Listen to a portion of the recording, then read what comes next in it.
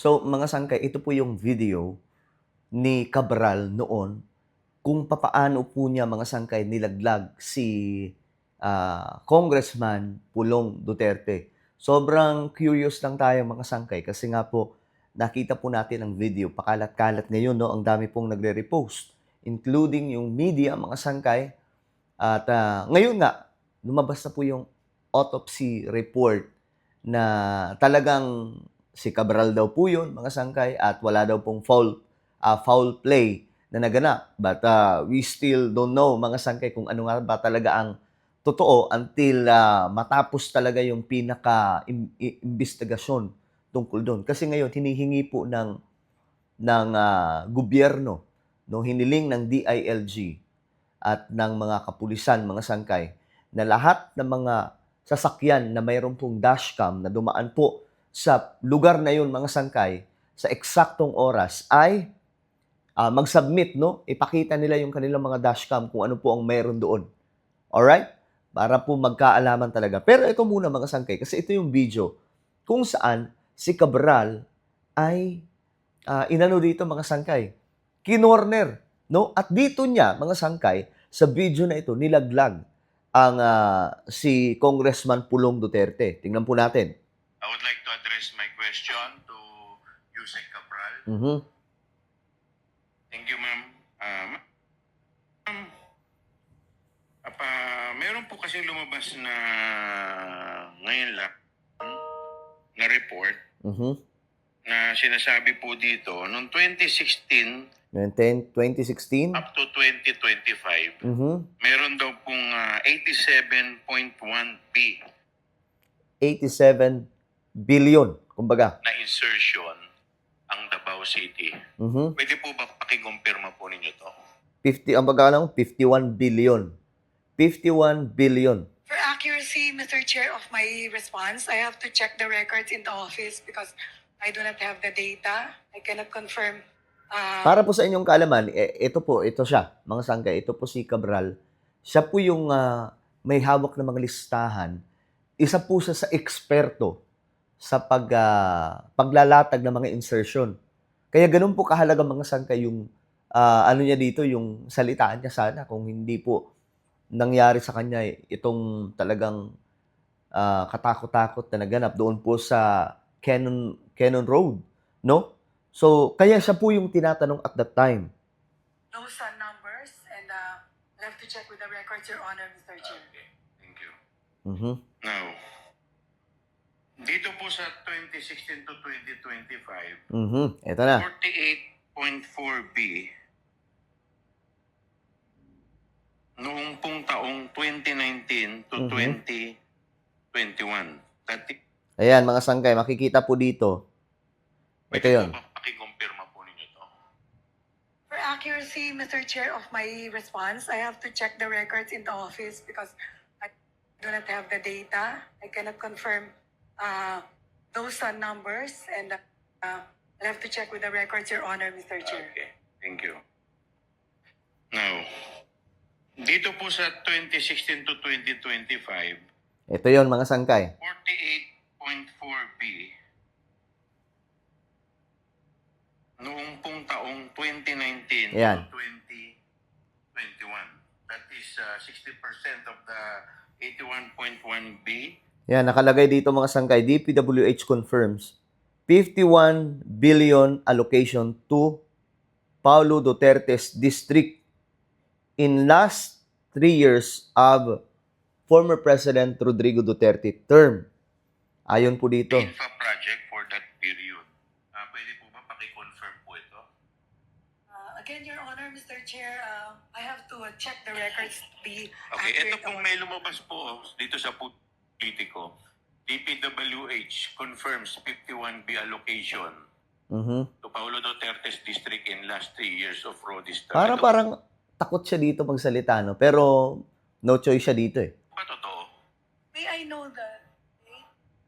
Ayun po ang nakalagay dito na nag-confirm yun.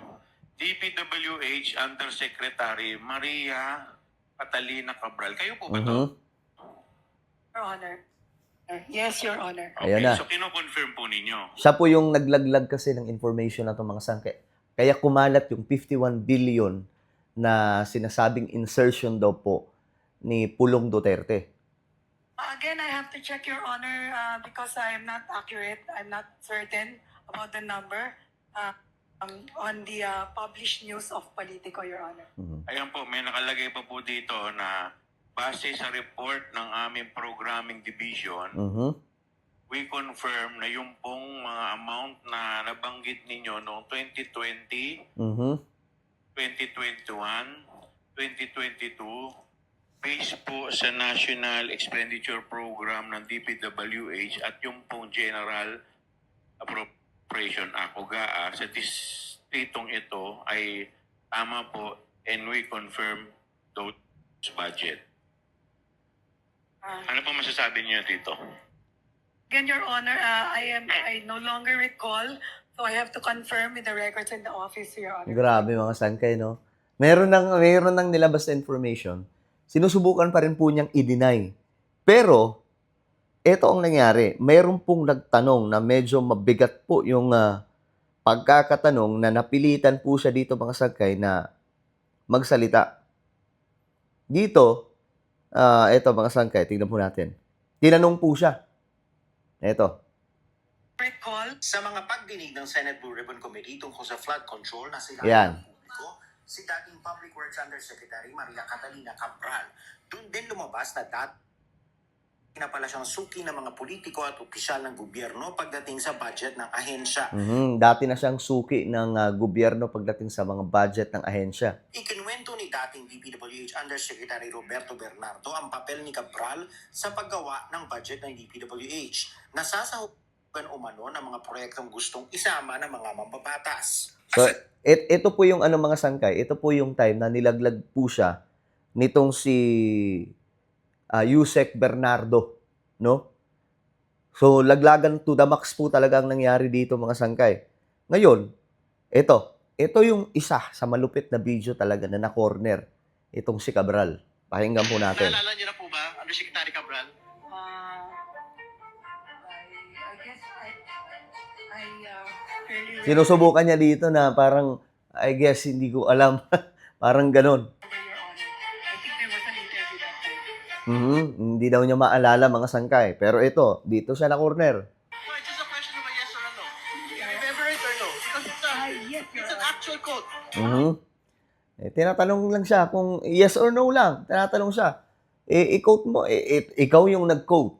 Sabi ng isang kongresista about po ito sa 51 billion na allocation kay Pulong Duterte. Yes, Your Honor. Yes, what? Yes. Yes, you remember or yes, you don't remember? I don't remember So I'm exactly. confronting with you. I'm confronting you with the actual quote. So the only question there is, do you remember stating that quote or do you not remember stating that quote? Naalala mo ba yung quote? Kasi nakalagay po doon yung word, mga sangkay, na alokasyon nga po ito ni Pulong Duterte, 51 billion. Ito yung time mga sangkay na no choice siya kundi ilaglag niya for the second time si Pulong. I remember, Your Honor. You remember stating that quote, and if you remember stating that quote, do you confirm the information in that quote? Do you confirm the information on that quote? That you confirm those amounts na That nabanggit, excuse me, let me finish, amounts na nabanggit ninyo noong 2020, 2021, 2022. 2020, 2021, 2022. Kasi po sa net ng DPWH at yung pong GAA sa distrito ito. Therefore, the distrito po of Congressman Paolo Duterte ay tama po and we confirm those budget. Yes, Your Honor. Ayun. Ulitin natin. DPWH at yung pong GAA sa distrito ito. Therefore, the distrito po of Congressman Paolo Duterte ay tama po and we confirm those budget. Yes, Your Honor. Yun. Naalala niyo na po ba, Undersecretary Doon nadali mga sangkay. Cabral? I guess I fairly remember, Your Honor. I think there was an interview that time. No, it's just a question of a yes or a no. You remember it or no? Because Yes, Your it's an Honor. actual Ayun, doon siya na corner mga sangkay. No choice siya eh. So, yun po ang nangyari. Maraming alam itong si Cabral, no? Na mga buhaya pa. So, may foul play man o wala, sa nangyari kay Cabral, malamang mga sangkay, meron pong nagtulak sa kanyang isipan na gawin yung ganong klaseng delikadong bagay. No? Kung kaya't no choice siya, kundi sige na lang para matahimik na ang lahat. Siguro, gulong-gulo na siya mga sangkay. But, nakakakilabot, no? Sana nagsalita na lamang po siya mga sangkay at sinabi na po niya yung lahat. Kasi hawak po niya mga sangkay yung lahat ng listahan ng mga insertion daw eh. Nandun daw po talaga. Kasi siya daw po ay expert pagdating sa ganun eh. So, ngayon, mga sangkay, kung mayroon man tayo titingnan na mga taong involved dito, mga sangkay, sa pagpanaw ni Cabral, ito yung mga taong nilaglag niya. No? Nilaglag niya mga sangkay. Remember, nagsalita po siya. May nauna ng statement, then may sumunod pang statement na inaamin niya na yun nga po mga sangkay yung kay Pulong Duterte. Well, nakakaano tong mga sangkay ngayon para tayong nanunood ng Korean series, no? Na punong-puno po ng mga ang tawag dito, punong-puno ng suspense at punong-puno po ng mga pasabog mga sangkay. So, eto, di natin alam pa yung buong kwento, pero malalaman at malalaman din po natin yan. Ang mahalaga lang ngayon mga sangkay, mayroon po tayong lead sa ating isipan kung, teka lang, ano ba ang pinag-umpisahan na ito? Anong mayroon? Kasi kinanta nga po siya ni Bernardo eh.